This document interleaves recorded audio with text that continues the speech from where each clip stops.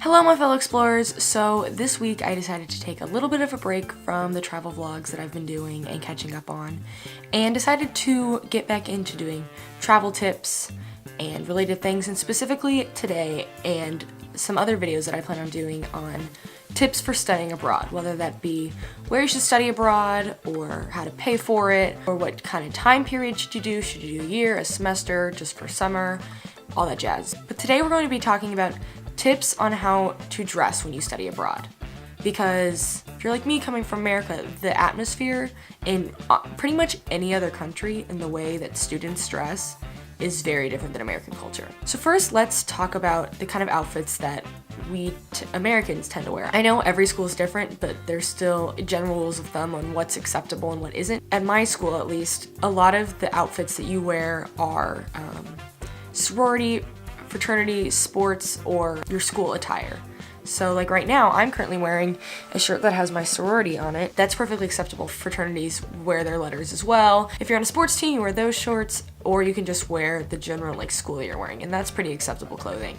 Some schools, if they're a little more prestigious or like hipster, maybe you want to dress a little nicer every day. But here, you don't have to dress nice every single day. You can just wear jeans and a t-shirt and a sweatshirt over it, or you can wear leggings if you want. That's kind of the general consensus of what's accepted, but that's not every single day. Whereas I feel like in most other countries, the atmosphere in most schools is to look a little bit nicer, and that can still be jeans, because when I studied abroad in Scotland, you could still wear jeans and a nice top just around in the city, and like that was a normal thing for people to do.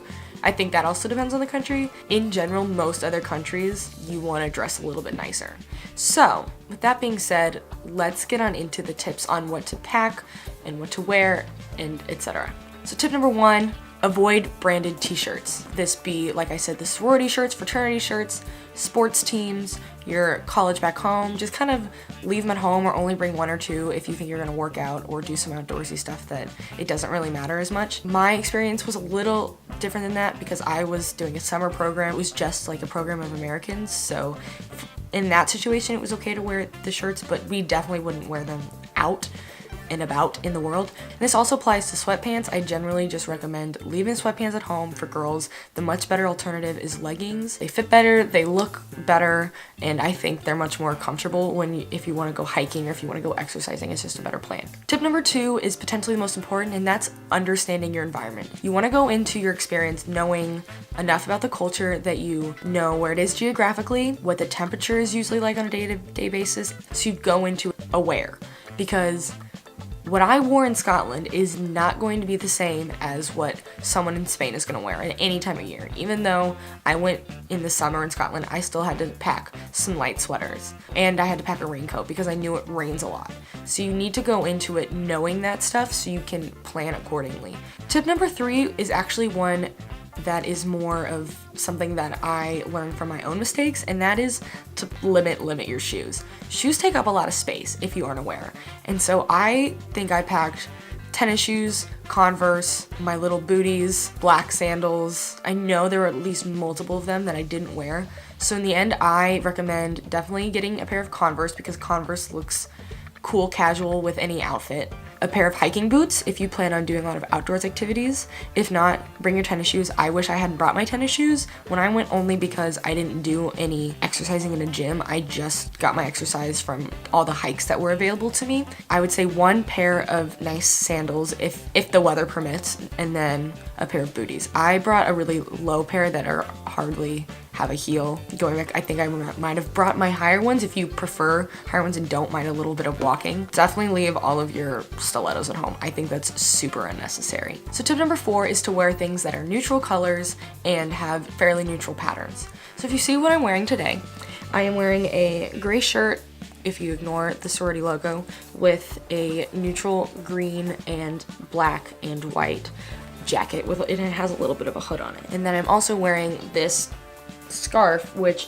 yes, it does have a pattern, but I feel like it's earthy tones. I guess earthy and neutral are the two words you want to look for when you're getting new clothes. So it's very bohemian traveler scarf, and so I think it works well with most of the colors that I tend to wear. Number one shirt I always wore when I went was my my light black sweater that I would wear a tank top underneath with. These colors and these styles don't really go out of style, and so they're always a safe bet in anywhere you go. You're put together a little bit more if you understand your colors.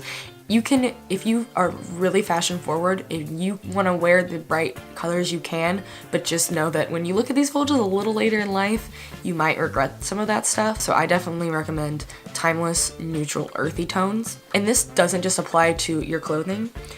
It also, like I said, it can apply to accessories, and this definitely includes like your backpack. So I actually bought this when I was there at Primark, and it's just a backpack because the backpack that I had been using is the one I actually use here at school, and it just has it's bright blue with a black pattern thing, and it just really sticks out. But I bought this while I was there from Primark for like 10 pounds, and it's just all black, and I prefer like texture and stuff with like this on it. It's kind of like a Celtic knot kind of thing. This will go with any outfit you ever have when you are studying abroad, and so it'll look good in any photo. You're not going to bring multiple backpacks with you unless you're really that extra. So that backpack is probably going to be with you in most days, and if you don't want to have to take it off for every photo that's ever taken of you, then a neutral toned backpack is good. So browns are good, grays, and all black is always good for backpacks and other accessories as well. Tip number 5 is don't bring too many going out outfits. If you are a girl and you plan on partying it up when you're studying abroad, which is totally fine, minimize how many outfits you think you're going to need. In the end, I recommend honestly just trying to find one solid outfit. Maybe bring 1 or 2 tops with the same bottoms and shoes, but generally keep it to one overall outfit that you think would work both for a casual night out at the bars, or even, you know, going out to a really nicer club. No one is going to look at you past that night if you look a little underdressed at a nice club, because that happened to us. And frankly, by the end, everyone's too drunk to care anyway, and that's just unnecessary like packing that you would have to do to bring a much nicer outfit. So tip number 6 is to invest in a shirt dress. And this again is really only going to apply if you're studying abroad in a warm country, or in the summer, or even in the spring semester where it's gonna be a little bit warmer later on. I guess you could also do it. Actually, you know what? No, just invest in a shirt dress, because whether you're there in the summer or beginning of the fall semester or the end of the spring semester, or just in a warm country in general, a shirt dress is fantastic. I have 2 of them. I actually didn't start wearing them until this past summer at my internship, and they're just nice but casual, and you can pair anything with them and still look okay. And they're just so comfy. So I'm gonna show you my 2. This black one, and it's just a straight up black dress, and then I also have this maroon mauve one that I like. This one has sleeves, the other one does not. But what I do with both is to pair them with this brown belt and my brown sandals. They both wear it, so it's the same accessories, same shoes, and they just work magic. Honestly, I would bring both because they're so comfy, they don't take up a lot of space, and you just look honestly really cute, and I think you look very European in them. Our 7th and final tip is going to be focusing just on accessories. This isn't like, there's no overall word for them, it's just, here's some general tips about wearing accessories. I definitely, if you can find a cute watch, bring a watch, because I'm a big fan of mine, but I think I lost it.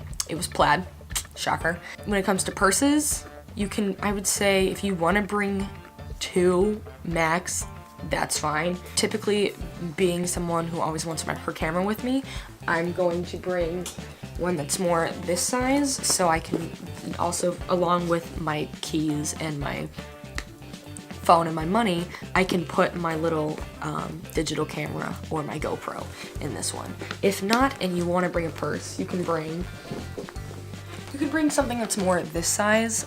This will go with most outfits that aren't this one, because this is just too many colors happening at one moment. But this one is good and tiny, and I don't think it's really any hassle. I take it with me to most places, and it's a good purse. Scarves are going to be honestly one of the best things from start to finish of your trip, because you're gonna want one on the plane, and then you're gonna want one on your plane back, and then all of your time in between. Scarves are just so freaking versatile. So I actually bought multiple when I studied abroad, because plaid scarves were everywhere, and I bought 2. but I know I had this one with me, and these thick ones are really great because they don't take up a lot of space in your bag, so if you get hot you can take it off, or you can make it a shawl, or on the plane you can make it a pillow. I just think they're like super versatile, and they just add a little bit of extra flair to your outfit without overdoing it and without needing 20,000 accessories. Definitely, whether you think you need a raincoat or not, definitely bring an umbrella, because that's just stupid not to, and you can find some cute ones. My raincoat is black with a tan insert, so sticking with the neutral colors again. And then I also have an umbrella that I usually just bring both just in case. The thing with accessories is that accessories can add up really quickly, and by add up I mean just take up a lot of space really quickly.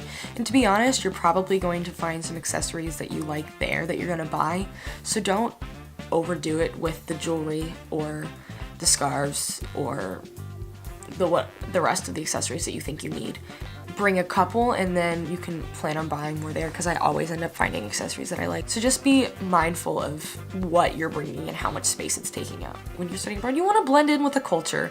You don't want to stick out too much and be like, hey, look at me, I'm here, I'm a tourist, I'm not staying in this country forever. I'm just here to eat your food and then peace out. If you want to really immerse yourself in the culture, blend in and meet the people, and don't scare them away with your terrifying bright patterns. But again, you can if you want, if you're a fashionista, but generally rule of thumb is stick with minimalism, and that be in all elements of what you're packing, whether it be not just clothing, but items you think you'll need for school that you can probably buy there, or just really anything. So yeah, that is about all the tips that I have. I think I started losing my train of thought a couple times there, so hopefully this comes out okay. So thank you guys so much for watching. Please let me know in the comments below if there's any other tips or ideas that you guys feel like should have been included in this list. I know that my experience is going to be different than everyone else's experience, depending on where they traveled, so every country dresses a little bit differently. So let me know if you guys have any other comments or suggestions on this topic down below. Please make sure to subscribe, and also let me know what other kinds of travel videos you guys wanting to see. I really want to do some more about study abroad, because I feel like there aren't a lot out there on this subject, and I think there's a big market for it as more and more students every year are studying abroad. So let me know in the comments below if there's any other questions you have about study abroad that I can make some videos on, or just travel in general. So thank you guys so much for watching. Please make sure to subscribe, and I will see you guys next time. Happy exploring!